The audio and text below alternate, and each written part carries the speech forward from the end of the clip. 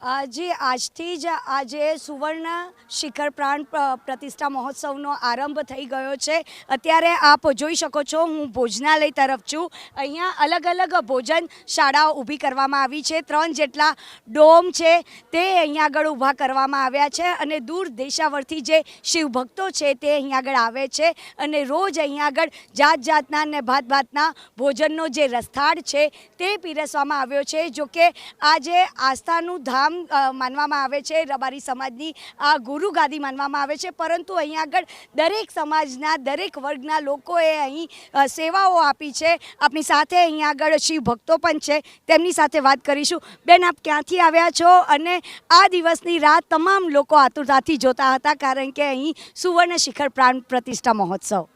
હું ઉર્મિન દેસાઈ, હું સુરતથી આવી છું અને જ્યારે 16 ફેબ્રુઆરીથી 22 ફેબ્રુઆરી આ મહા મહોત્સવનું વાળીનાથ ધામ તરફ ખાતે જે આયોજન કરવામાં આવ્યું છે, એકચ્યુઅલમાં તો મારી પાસે કોઈ શબ્દ જ નથી કે હું વર્ણવી શકું, પણ ખૂબ જ ભાવ ભક્તિથી સર્વ સમાજના લોકો અહીંયા ઉપસ્થિત છે અને આ સોમનાથ પછીનું બીજા નંબરનું આ એક શિવ મંદિર બનવા જઈ રહ્યું છે।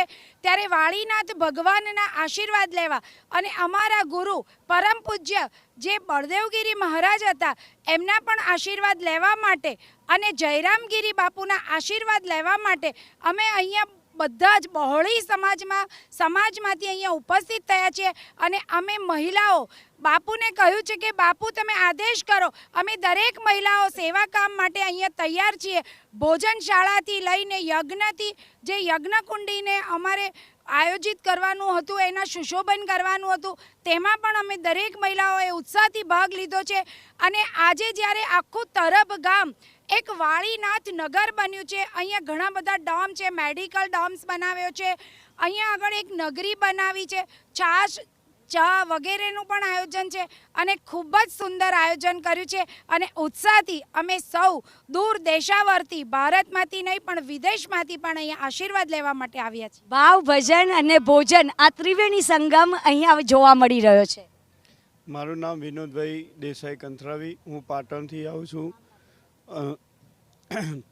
હું ભોજન વ્યવસ્થામાં જોડાયેલો છું સહદેવભાઈ સાથે। રસોઈના જે રસોઈ બને છે તે વ્યવસ્થા મને આપવામાં આવી છે।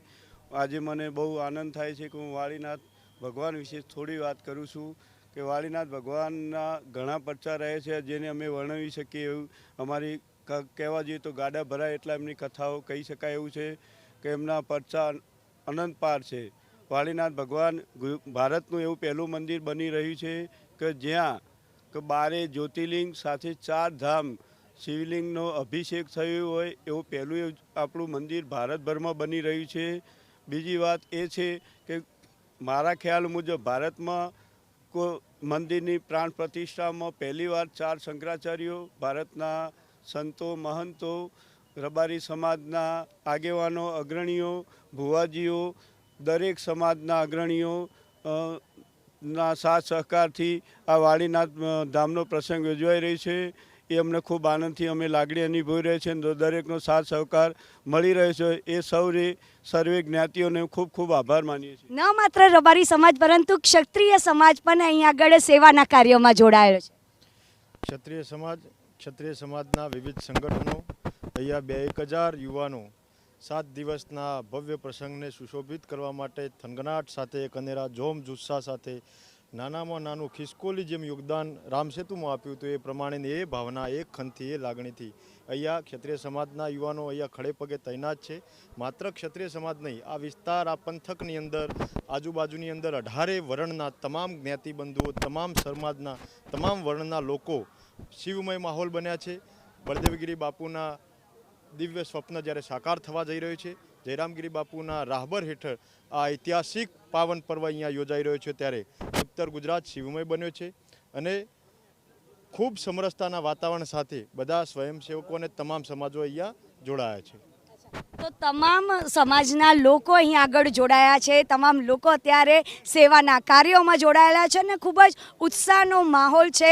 અહીંયા તરફમાં એવું જ લાગ્યું છે કે આખું જે તરફ ગામ છે તે શિવમય બન્યું હોય તેવી જ લાગણી અહીં આગળ અનુભવાઈ રહી